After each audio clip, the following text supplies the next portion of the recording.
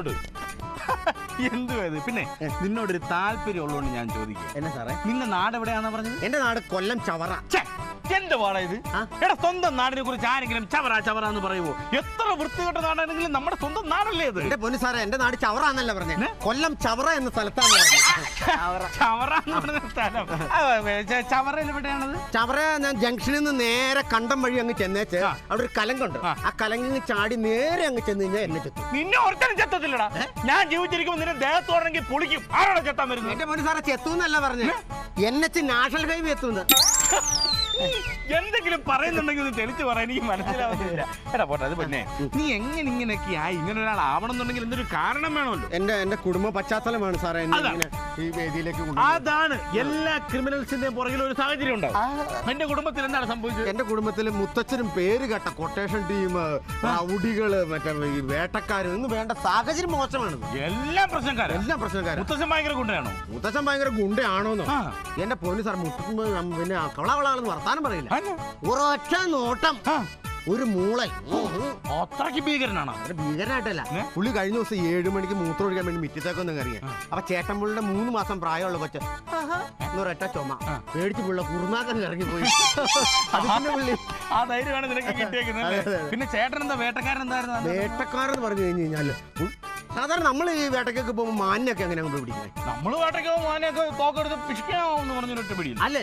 പുള്ളി അങ്ങനെ ചെയ്യണേ, എന്തിനും വെറൈറ്റി കണ്ടെത്തുന്ന ആളാ. പുള്ളി മാർക്കറ്റിൽ ചെന്ന് ഒരു 1/2 കിലോ ക്യാരറ്റിങ് മേടിച്ചു, എന്നിട്ട് ഒരു മരത്തിന് മേളിൽ കയറിച്ച് ഇങ്ങനെ ചൂണ്ട കൊടുത്ത് താഴത്തേക്ക് കിട്ടും. ക്യാരറ്റ് ചൂണ്ട കൊടുത്ത് താഴത്തേക്ക് കാട്ടി ചെന്നിട്ട് അപ്പൊ ഈ മാനൊക്കെ പച്ചപ്പുല്ലിൽ നിന്ന് ബോറടിച്ച മാനൊക്കെ ഇങ്ങനെ വന്നിട്ട് നോക്കുമ്പോഴാ ഒരു ക്യാരറ്റ് കണ്ടു കഴിഞ്ഞാൽ മാൻ വിടുവോ?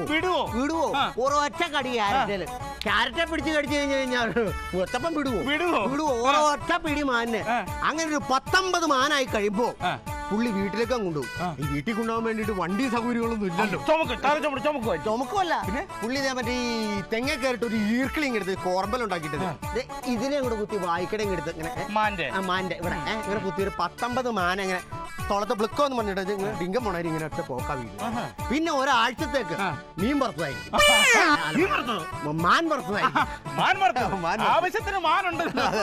ഈ പുള്ളിയുടെ നേരെ മൂത്തയാളില്ലേ കഞ്ഞി കുടിക്കണേ? നമ്മള് സാധാരണ കഞ്ഞി കുടിക്കുമ്പോ ചമ്മന്തി അരക്കണ എങ്ങനെയാ? ചമ്മന്തി അരക്കുന്നത് മുളകൊക്കെ ഇടിച്ചിട്ട് തേങ്ങ അരച്ചിട്ട് ചമ്മന്തി കൊണ്ടുണ്ടാക്കും. മുളക് ചുട്ടരച്ച ചമ്മന്തി അല്ലേ? പുള്ളി അങ്ങനെയല്ല, സിംഹത്തിന്റെ വാല് ചുട്ടരച്ച ചമ്മന്തി നിർബന്ധം പുള്ളി. പിന്നല്ലേ നമ്മൾ വൈകുന്നേരം ബുൾസൈ ഒക്കെ ഉണ്ടാക്കി കഴിക്കുമ്പോൾ നമ്മൾ എങ്ങനെയാ നൈറ്റയുടെ ചെന്ന് കഴിക്കണേ?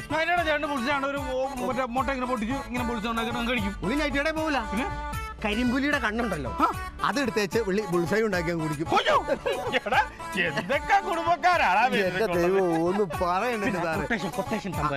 കൊട്ടേഷൻ സംഭവം എന്ന് വെച്ച് കഴിഞ്ഞാൽ, ഈ ഞാൻ ഒരു ദിവസം ഇങ്ങനെ കൊട്ടേഷൻ വർക്കൊക്കെ കഴിഞ്ഞ് ഞാൻ തെന്നിത്തെറിച്ച് ഇങ്ങനെ വന്ന് ഇങ്ങനെ നിൽക്കുക. എവിടെ നിൽക്കുന്ന സമയത്ത്, ബസ് സ്റ്റാൻഡിൽ നിൽക്കുന്ന സമയത്ത് കുറെ ഒരു 3 ടീം എന്നെ നോക്കി ഇങ്ങനെ സ്കെച്ച് ഇടുക. ഇതാണ് നമ്മൾ കൊടുത്ത കൊല്ലത്തിൽ കിട്ടുമെന്ന് പറയുന്ന പോലെ എന്തിനും കൊട്ടേഷൻ പണി കൊടുത്തു കഴിഞ്ഞാൽ നമ്മൾ എപ്പോഴും ഒരു സൂക്ഷ്മത നമുക്ക് വേണം.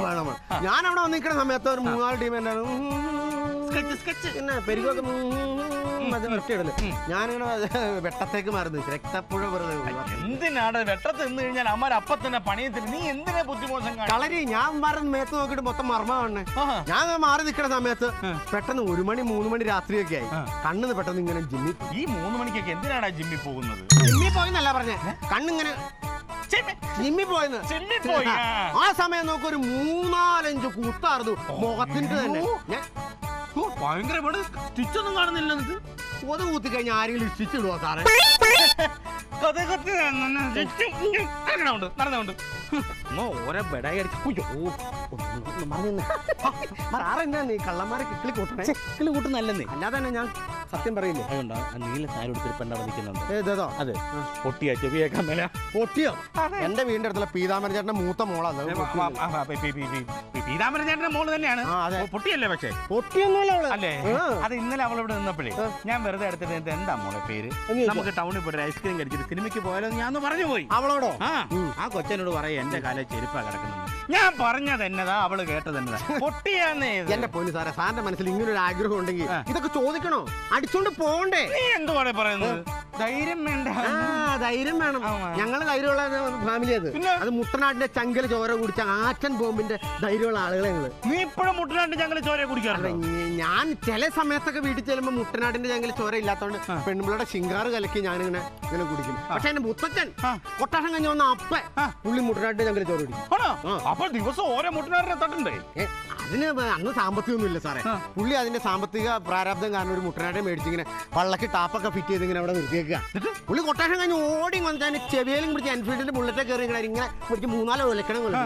എന്നിട്ട് ഇങ്ങനെ ടാപ്പം കുറക്കും, ഒരു ഗ്ലാസ് ചോര എടുക്കും, കുടിക്കും, കൂട്ടി വെക്കും. അങ്ങനെയുള്ള എന്ത് വിവരക്കേടൊക്കെയാണ് പറയുന്നത് സാർ? അങ്ങനെ മാത്രം പറയില്ല. നിനക്ക് നിന്റെ കുടുംബത്തിൽ ആർക്കും വിവരമില്ലെന്ന് ഞാൻ പറയുന്നത്. അങ്ങനെ പറയരുത്. ഈ ഗുണ്ടാ മുത്തച്ഛന്റെ ചേട്ടൻ പുള്ളി ഉണ്ടല്ലോ, പുള്ളി ഇംഗ്ലീഷ് നിഘണ്ടു അരച്ച് കലക്കി കുടിച്ച മഹാനാ. ഇംഗ്ലീഷ് നിഘണ്ടു അരച്ച് കലക്കി കുടിച്ച മഹാൻ. അയ്യോ, അവിടെ പുള്ളിപ്പോണ്ടപ്പോ? പുള്ളിയില്ല, പുള്ളി മരിച്ചു. എങ്ങനെ മരിച്ചു? ഈ നിഘണ്ടു അരച്ച് കലക്കി കുടിച്ചപ്പോഴേ അതിന്റെ സ്റ്റാപ്ലറിന്റെ പിന്നിങ്ങനെ തൊണ്ടയിൽ ബ്ലുക്കോ എന്ന് പറഞ്ഞു കുടിച്ചു. പുള്ളി അങ്ങനെ പറയുന്നവൻ. എടാ, നീ ഈ കേസിൽ നിന്നൊക്കെ എങ്ങനെയെങ്കിലും രക്ഷപ്പെടാണ്ട് നീ ആദ്യം നോക്ക് സാറേ. എങ്ങനെയെങ്കിലും സാറ് കേസിൽ നിന്ന് ഊരി തന്നെ സാറിന് ന്യായമായ രീതിയിൽ ഒരു 50 രൂപയെങ്കിലും കൈക്കൂലി തന്ന് ഞാൻ സാറിന്, അല്ല 500 രൂപയെങ്കിലും ഒരു 1000 രൂപയെങ്കിലും കൈക്കൂലി, 5000 എങ്കിലും മനസ്സിൽ തന്നു ഉറപ്പായിട്ടും. ഇതാണ് നിന്റെ ഏറ്റവും വലിയ പ്രശ്നം എന്ന് പറഞ്ഞാൽ നീ ആ പൊട്ടക്കണ്ടത്തിൽ ഒരു ദിവസം ഇടിച്ചുകൊണ്ടിട്ടില്ലേ? ഓ, ഞാൻ വണ്ടി ഇടിച്ചു തന്നു. ലൈസൻസ് ഒന്നും ഇല്ലെങ്കിൽ അങ്ങനെയൊക്കെ സംഭവിക്കില്ല സാർ. ആണ് ഏറ്റവും വലിയ പ്രശ്നം. അതാണ്. അപ്പൊ കേസിൽ 100 എന്നുണ്ടെങ്കിൽ നീ ഒരു കാര്യം ചെയ്യും. ആ പൊട്ടക്കടണ്ടല്ലോ, ആ പൊട്ടക്കടന്റെ ഒരു ഫോട്ടോസ്റ്റാറ്റ് കോപ്പി. പൊട്ടക്കണ്ടറിന്റെ ഫോട്ടോസ്റ്റാറ്റ് കോപ്പിയോ? അതെ. പിന്നെ നീ കൊണ്ട് ഇടിച്ച പോകുമ്പോ താഴോട്ട് പോയില്ലേ? താഴേക്ക് ഇങ്ങനെ പോയി. അവന്റെ ഒരു ഫോട്ടോസ്റ്റാറ്റ് കോപ്പി. ഇങ്ങനെ താഴത്തേക്ക് പോകണ വ്യൂ. അങ്ങനെ 2-3 ഫോട്ടോസ്റ്റാറ്റ് കോപ്പി എടുത്ത് വെച്ചു. അത് ഈ പൊട്ടക്കുളത്തിൽ ഒരു മാക്കാന്തവള കിടപ്പുണ്ട്. അതിന്റെ പാസ്പോർട്ട് ഫോട്ടോ വല്ലതും വേണം. ഐഡിയ. അതെടുത്ത് വെച്ചു. നമുക്ക് ഈ കേസെല്ലാം കൂടെ ആ മാക്കാന്തവളുടെ തലയിലോട്ട് കെട്ടി. ഐഡിയ കേട്ടോ. പിന്നെ വേറൊരു സംഭവം ഉണ്ടോ സാറേ? നീ എന്തിനീ കള്ളനോട്ടൊക്കെ അടിക്കാൻ പോയത്? അതല്ലേ ഏറ്റവും വലിയ പ്രശ്നമായിട്ട് പോകുന്നത്. എന്റെ പൊന്ന് സാറേ, ഞാൻ അടിച്ചതെല്ലാം ഉഗ്രൻ നല്ല നോട്ടുകളാണ്. മാറാൻ ചെന്നപ്പോഴല്ലേ അറിഞ്ഞത് കള്ളനോട്ടാന്നുള്ളത്. അടി അടിച്ചാണ്ടല്ലോ ആ മജിസ്ട്രേറ്റിനാണെങ്കിൽ കള്ളനോട്ട് അടിക്കാറുണ്ട് കേൾക്കുന്നത് തന്നെ ദേഷ്യമോ? സാറേ, അങ്ങനെ ഭയങ്കര പ്രശ്നമാണെന്ന്. അത് അങ്ങനെയാണ് പുള്ളി പണ്ടുപോലെ ദേഷ്യമാണ് പുള്ളിക്ക്. എങ്ങനെയെങ്കിലും ഇതും കൂടെ ഒന്ന് ഊരി തരുവാണെന്ന് ഞാൻ സാറിന് എന്നെ കൈകാര്യം ഒരു കാര്യം ചെയ്യാം. നമുക്ക് എനിക്ക് ചില പേഴ്സണലായിട്ട് ചെറിയൊരു ബന്ധമുള്ള ആളാണ് മജിസ്ട്രേറ്റ്. അങ്ങനെയാണെങ്കിൽ എങ്ങനെയെങ്കിലും ഒന്ന് ശരിയായി സാർ. പറഞ്ഞു നോക്കാം. പിന്നെ ഒരു കാര്യം പുള്ളി ചോദിച്ചു കഴിഞ്ഞാൽ ഞാൻ കള്ളനോട്ട് കണ്ടിട്ട് പോലും ഇല്ല, കൈകൊണ്ട് തൊട്ടിട്ടില്ല പറയുള്ളൂ. ശരിയാണല്ലോ, ഞാൻ ഒന്ന് സംസാരിച്ചു നോക്കട്ടോ. മജിസ്ട്രേറ്റ് ആള് ആണ്. Good morning sir. വാസുവാണ് സാർ, PC. ആ സാർ, ഞാൻ വിളിച്ച ഇന്ന് നമ്മുടെ ആ കള്ളനോട്ട് കേസിന്റെ വിസ്താരമാണല്ലോ സാറേ. സാർ അവൻ പാവമായിട്ട് സാറേ പുസ്തകം കള്ളൻ. അയ്യോ ഇല്ല സാർ, എനിക്ക് പേഴ്സണായിട്ട് അറിയാം. അവൻ കള്ളനോട്ട് കണ്ടിട്ട് പോലും ഇല്ല. ശരി. ഇല്ല, ഞാൻ അവന് കൊടുക്കാം സാർ. സാർ അവനോട് നേരിട്ട് സംസാരിച്ച് നോക്കൂ. കള്ളനോട്ട് കണ്ടിട്ടില്ല, തൊട്ടിട്ടില്ല, ഒരു ബന്ധവും. ഹലോ അളിയ, നീ എവിടെയാടാ? സാറേ, ഇത് ഞാനാ സാറേ. കള്ളനോട്ടടി എന്നും പറഞ്ഞ ആൾക്കാർ ഇങ്ങനെ എന്റെ പേരിൽ ചുമ്മാ കേസ് കൊടുത്തില്ലേ? കണ്ടിട്ടേ ഇല്ല സാർ. ഞാൻ ഇല്ല, ഒരു ബന്ധമില്ല സാർ. ഇല്ല സാർ, എന്റെ സാഹചര്യങ്ങൾ എനിക്ക് എതിരാന്നോ സാറേ? അത് പിന്നെ സാറേ, ഞാൻ നിരപരാധിയാണ് സാർ. എന്നത് 5 മണിക്കുള്ളിൽ 50,000 രൂപ കെട്ടി വെക്കണമെന്നോ സാറേ? എങ്ങനെ സാർ? ഇല്ല, തൂക്കിക്കൊല്ലുന്നോ? എന്റെ പോയിന്റ് സാർ, ഇങ്ങനെ കണ്ണി ചോരയില്ല സംസാരിക്കില്ല സാറേ. ഇപ്പൊ സമയം 3 മണിയായി. ഞാൻ ഇവിടെ നിന്ന് സൈക്കിളും ചവിട്ടി കയറ്റവും കയറി വീട്ടിൽ ചെന്ന് വെച്ച് പേപ്പറും കട്ട് ചെയ്ത് മഷിയും കൂട്ടി ഇത് അടിച്ച് ഉണങ്ങി വരുമ്പോഴത്തേക്ക് എങ്ങനെ വന്നാലും നാളെ നേരം. എന്തുവാണ് നീ എന്റെ പണിയും കൂടെ കളയിക്കുമല്ലോ? അല്ല സാറേ, അത് എനിക്ക് ഞാൻ ഇത്ര നേരമായിട്ട് ഇങ്ങനെ നടക്കുവാണല്ലോ സാറേ. എനിക്കൊരു ചായ കുടിക്കാൻ ഒരു അവസരം തരണം സാർ. ഒരു കാര്യം സാർ ഇവിടെ നിൽക്കുക, ഞാൻ അവിടെ പോയി ഒരു ചായ കുടിച്ചിട്ട് ടപക്കേന്ന് ഞാൻ വരാം.